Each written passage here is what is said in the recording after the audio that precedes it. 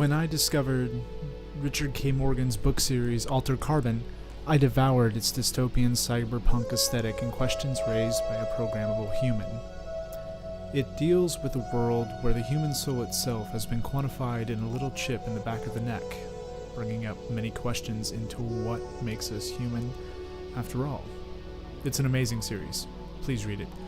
You can imagine my excitement then when Netflix decided to pick it up for a series. The trailer made it look phenomenal. All the elements of the faded world were grimy with bright neon and were incredibly reminiscent of Ridley Scott's Blade Runner or CD Projekt Red's soon-to-be-released Cyberpunk 2077. So when the series came out, I shut off my phone, ordered some food, and binged the entire series in one sitting. Spoilers follow.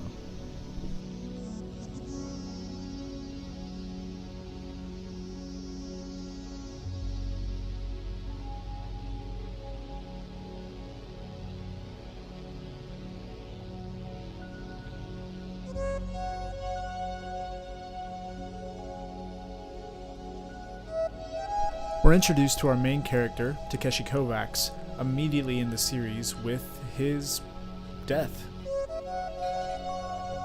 Quickly followed by his resleeving into a brand new body 220 years later on Earth, which also, I think, accurately shows the mental problems that come from waking up in a new body after such a long time.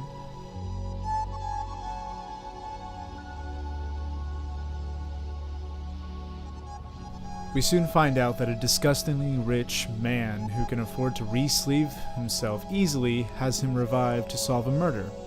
His own.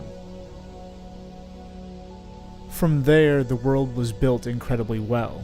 The neon shined through the dirty, grimy streets, and we began to see this world of augmented humans fighting regular, everyday people.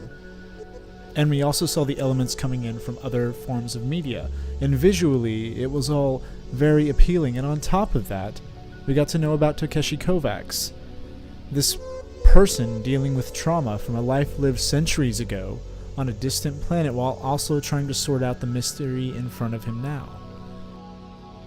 But then something shifted. The story took an early backseat to these incredible visuals, with small plot points taking up entire episodes. Excruciating conversations where the ending was so telegraphed we knew exactly what was going to happen. Maybe it was the runtime, maybe it was the amount of episodes ordered, but in the end, all of this ended up with a thrilling conversation in a windowless room in space. And what you're seeing here is an actual scene, uncut, sped up by 800%. Notice it's just like a expositional tennis match, with the same camera angles, with the same information being passed back and forth. By the time the series ended, I was left completely unsatisfied, and the world I adored became a symbol of wasted time. So what went wrong? To answer this, I'd like to look into another sci-fi adaptation.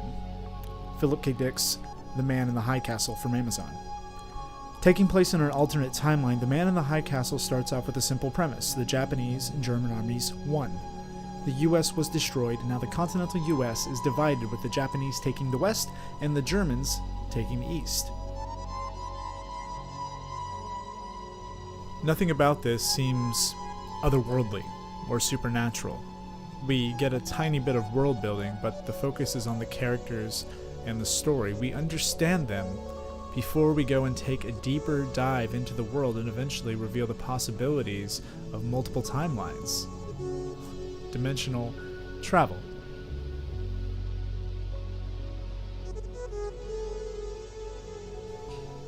Now compare this to Altered Carbon, and it wouldn't be completely off to consider that Altered Carbon's initial reliance on thrusting you into the world without giving us characters and relationships is off-putting, and forces the series to rush exposition within the last few episodes, while High Castle gives us a long form of exposition that is heightened by the dangerous new world these people are living in. This is where Altered Carbon fails. We are surrounded by so much world building for so much of the series, they're forced to play catch-up, and by then we've lost reason to care. Man in the High Castle took literature, while Altered Carbon grabbed the cover art. In Men in the High Castle, I am excited for where the series is going to go, where these characters are going to go, but in Altered Carbon, when the killer is finally revealed, I couldn't care less. Now don't let this get in the way though. Alter Carbon is great, but maybe do something in the background while you're watching.